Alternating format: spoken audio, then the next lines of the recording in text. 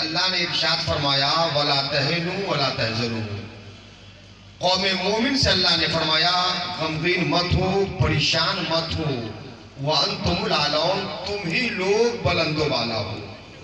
کون بلند و بالا ہے؟ تو قرآن نے کہا ان کنتم مومنین، تم ہی بلند ہو۔ شرط یہ ہے کہ اگر تمہارے پاس ایمان ہے، ایمان جس کے پاس ہے بلندی اسی کے پاس ہے۔ گویا کہ بلندی کے لیے ایمان کی ضرورت ہے، بلندی کے لیے مال کی ضرورت نہیں ہے۔ بلندی کے لیے ایمان کی ضرورت ہے، بلندی کے لیے مکان کی ضرورت نہیں ہے۔ بلندی کے لیے ایمان کی ضرورت ہے، بلندی کے لیے اونچے عہدہ کی ضرورت نہیں ہے۔ ہمارا مسلمان اگر غریب سے غریب ہے تو وہ بلند ہے ان یہودیوں سے جن کے پاس ایجوکیشن بھی ہے، جن کے پاس ہتھیار بھی ہے، جن کے پاس کمپیوٹر جیسا مزاج بھی ہے، جن کے پاس نئی ٹیکنالوجی بھی ہے، لیکن وہ بلند نہیں ہے اس لیے کہ اس کے پاس نہ رسول ہے نہ اللہ ہے۔ مومن اگر غریب ہے تو اس کے ساتھ اللہ بھی ہے، اللہ کا رسول بھی ہے، سبحان اللہ۔ اس لیے قرآن میں اللہ نے فرمایا مومن بلند ہے۔ اب ہم بلند ہیں تو ہمیں بلند کام کرنا ہوگا۔ اگر ہم بلند ہیں تو ہمیں بلند اعمال کرنا ہوگا۔ اگر ہم بلند ہیں تو ہمیں بلند پہچان بنانی ہوگی۔ اگر ہم بلند ہیں تو ہماری کوالٹی بھی بلند ہونی ہوگی۔ اس لیے کہ اللہ جسے بلند کرتا ہے اس کو اپنے انداز سے اپنی بلندی دکھانا پڑتا ہے، اپنے گفتگو سے بلندی دکھانا پڑتا ہے، اپنے تہذیب سے اپنی بلندی دکھانا پڑتا ہے۔ آپ کا مقام لوگ اس وقت تک سویکار نہیں کر سکتے ہیں جب تک کہ آپ کے گفتار نہ اچھے ہو، جب تک کہ آپ کی رفتار نہ اچھے ہو، جب تک آپ کی تہذیب نہ اچھی ہو، جب تک آپ کا ماحول نہ اچھا ہو، جب تک آپ کی سوسائٹی اچھی نہ ہو۔ زمانہ اس وقت تک آپ کو اچھا نہیں کہے گا۔ آپ اچھے ہو جائیے، زمانہ آپ کو اچھا کہے گا۔ ایجوکیشن آپ کے پاس ہوگا، زمانہ آپ کو اچھا کہے گا۔ اعمال آپ کے پاس اچھے ہوں گے، زمانہ آپ کو اچھا کہے گا۔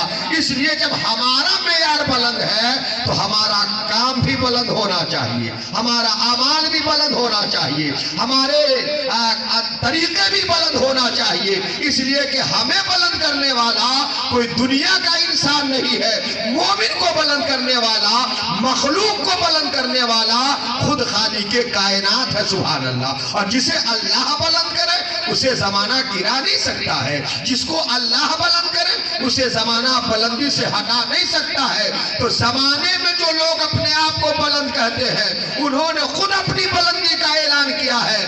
ہم جو بلند ہیں تو ہماری بلندی کا اعلان کسی اور نے نہیں، خالق کائنات نے قرآن پاک میں کیا۔ تو برادران ملت اسلامیہ ایک اندازہ نکالیے، مرتے تو سب ہے زمانے میں، لیکن کچھ لوگ مرنے کے بعد ہفتے میں بھلا دیے جاتے ہیں، کچھ لوگ مرنے کے بعد مہینے میں بھلا دیے جاتے ہیں، کچھ لوگ مرنے کے بعد سال میں بھلا دیے جاتے ہیں، کچھ لوگ مرنے کے بعد چند سال میں بھلا دیے جاتے ہیں۔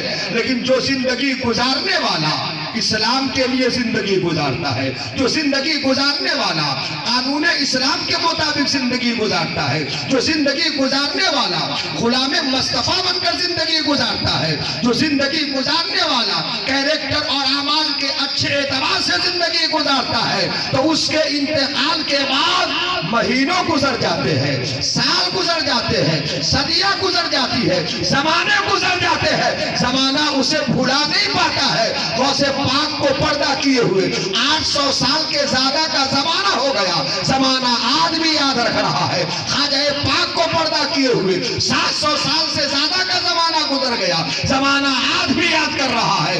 اعلیٰ حضرت کو پردہ کیے ہوئے تقریباً 100 سال سے زیادہ کا زمانہ گزر گیا، زمانہ آج بھی یاد کر رہا ہے۔ جن مقدس ولی کے آپ اس میں آئے ہیں ان کو پردہ کیے ہوئے سالوں سال گزر گیا، زمانہ آج بھی پردہ ان کو یاد کر رہا ہے۔ اس لیے کہ ان کی زندگی جو ہوتی ہے قرآن کے مطابق ہوتی ہے، اعلان مصطفیٰ کے مطابق ہوتی ہے، اسلام کے آئین کے مطابق ہوتی ہے، اور جو قانون اسلام کے اعتبار سے اپنی زندگی گزارتا ہے وہ زندہ رہتا ہے تب بھی نام باقی رہتا ہے، اور وہ دنیا سے چلا جاتا ہے تو بھی نام باقی رہتا ہے۔ سب کو یاد کرنے والے خاندان کے لوگ ہوتے ہیں، اللہ والوں کو یاد کرنے والے خاندان والے نہیں، ایمان والے ہوتے ہیں. سبحان اللہ. اس لیے کہ باپ مرتا ہے تو بیٹا یاد کرتا ہے، دادا مرتا ہے تو پوتا یاد کرتا ہے، چچا مرتا ہے تو بھتیجا یاد کرتا ہے. اور اللہ والے جب دنیا سے جاتے ہیں تو اللہ والے کو ایمان والا یاد کرتا ہے. اس لیے کہ خاندان والا اس ملک میں ہوگا، ایمان والا پوری دنیا میں ہوگا. غوث پاک کو پوری دنیا میں یاد کیا جاتا ہے، خاندان والا نہیں، ایمان والا یاد کر رہا ہے. خواجہ پاک کو بہت ملکوں میں یاد کیا جاتا ہے، خاندان والا نہیں، ایمان والا یاد کرتا ہے. اس لیے کہ ان کا نام اگر زندہ ہے تو اللہ کے فضل و کرم سے زندہ ہے. اس لیے ہمیں اور آپ کو اللہ والوں سے رابطہ بنانا چاہیے اس طرح سے کہ ہم ان کے ساتھ بھی رہیں اور ہمارے عمل میں، ہماری زندگی میں ان کا کیریکٹر بھی ہمارے ساتھ رہے. ہم ان کی جیسی زندگی گزاریں گے تو انشاءاللہ ان کا فیضان یہاں بھی ملے گا اور ان کا فیضان وہاں بھی ملے گا. زبیدہ فوراً پرس کو کھولا اور پیسہ نکالا اور بہلول دانا کے حوالے کیا. بہلول دانا نے اسی کیاری میں زبیدہ کا نام لکھ دیا، کہا یہ جنت تیری ہو گئی. اب ہارون رشید کے پاس جب زبیدہ پہنچی تو ہارون رشید سے یہ واقعہ بیان کیا. تو جانتے ہیں اگر بیوی کہیں ٹھگاتی ہے تو شوہر مار تو نہیں سکتا لیکن ڈانٹتا ہے کہ تم اتنی بڑی بے وقوف ہو کہ تم کو جو چاہتا ہے ٹھگ لیتا ہے. یہ جنت اللہ کی ہے، جنت اللہ دے گا کہ کوئی انسان کیسے بنا کے دے سکتا ہے. بہلول دانا سے جنت خریدنے کے بعد زبیدہ جب گھر پہنچی، شوہر سے واقعہ بیان کیا تو ہارون رشید کو جتنا ہوا، جتنی طبیعت چاہیے اپنی بیوی کو اتنا ڈانٹا، پھٹکار سنایا اور بہت غصے کا اظہار کیا. اور اسی غصے کے بعد آدمی جب سوتا ہے غصہ ہونے کے بعد، غصہ جب اترتا ہے سوتا تو نیند اچھی آتی ہے کہ خراب آتی ہے؟ اچھی آتی ہے نا. یہ کہہ لیجئے کہ سب بیچ باچ کے دم تجارت کر کے سب ختم کر کے سوتا ہے. جب ہارون رشید غصہ سے فارغ ہو کے سویا تو گہری نیند آئی، اور جب گہری نیند آئی تو نیند میں ہی ایسا سفر کیا کہ سفر کرتے کرتے زبیدہ کی جنت کے دروازے تک پہنچ گیا اور دیکھا کہ خوبصورت مکان ہے، جس مکان کے دروازے پر ایک تختی لگی ہے اور جس تختی پہ میری بیوی زبیدہ کا نام فرمایا، یا ایھا الذین آمنوا لا تقربوا الصلاۃ وانتم سکارا. مؤذن اذان دیتا ہے جو کہتا ہے نمازیوں تم آؤ نماز کے لیے مسجد میں، لیکن قرآن کہتا ہے حافظ مسجد میں نماز کے لیے آئے، عالم نماز کے لیے آئے، دنیا کا ہر مومن نماز کے لیے آئے. لیکن قرآن کہتا ہے جو شرابی شراب پی کے مست ہے، قرآن کہتا ہے وہ نشے والا آدمی مسجد میں نماز کے لیے نہ آئے. اس لیے کہ نشہ جب شباب پر ہوتا ہے تو اس کا کنٹرول نہ ہاتھ پر ہوتا ہے، نہ آنکھوں پہ ہوتا ہے، نہ پاؤں پہ ہوتا ہے، نہ زبان پر ہوتا ہے. وہ جو چاہے بول سکتا ہے، جہاں چاہے دیکھ سکتا ہے، اس سے یہ حادثات ہوتے رہتے ہیں. قرآن کہتا ہے نشہ باز جو حالت نشہ میں ہے، ایسا نشہ والا آدمی نماز کے قریب تک نہ آئے. سب کو بلایا گیا اور شرابی اور نشہ والے کو نماز سے قرآن نے روکا ہے. جب نشہ کا جو آدمی عادی ہوتا ہے تو اس کا حال کیا ہوتا ہے؟ وہ بیوی سے کبھی ناک کا مانگتا ہے، کبھی کان کا مانگتا ہے، کبھی اس کی گردن کا مانگتا ہے، کبھی سر کا مانگتا ہے، کبھی گہنا کو رکھ کر، کبھی بیچ کر پینے کا کام کیا کرتا ہے. میاں یاد رکھو وہ سمجھتا ہے زیور بیوی کا ہے لیکن شیئر اس میں ہمارا بھی ہے.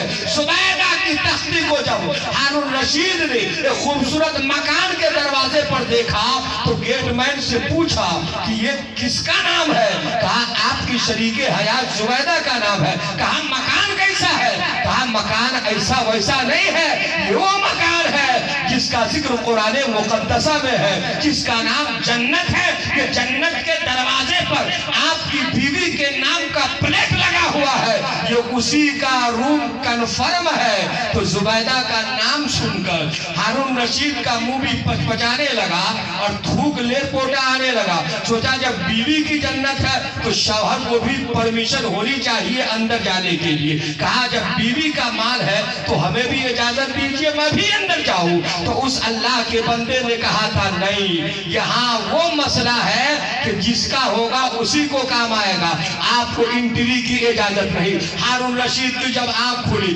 کروٹ بدل کر رات ختم ہوئی، تو اب ہارون رشید چراغ لے کر اس بہلول دانا کو تلاش کرنا شروع کیا جس بہلول دانا سے جنت کو زبیدہ نے خریدا تھا۔ لیکن بہلول دانا کے پاس ہارون رشید پہنچا اور کہا آپ کے جنت کی قیمت کیا ہے؟ تو اتنی قیمت بتایا کہ ہارون رشید سوچتے ہی رہ گئے۔ اس سے کہنا یہ ہے کہ ایک وہ بھی آدمی دنیا میں گزرا ہے ایمان والا جس نے مال کے بل پر جنت خریدا ہے۔ اور جب عثمان غنی نے اپنے مال کو مصطفیٰ کے حکم سے اللہ کے پیغمبر کے حوالے اسلام کی ترقی کے لیے کیا تو مصطفیٰ نے ارشاد فرمایا میرے عثمان تم نے مال کی وجہ سے اللہ سے تین مرتبہ جنت کو خریدا ہے۔ سبحان اللہ۔ تو جنت نماز سے بھی خریدی جا سکتی ہے، جنت روزے سے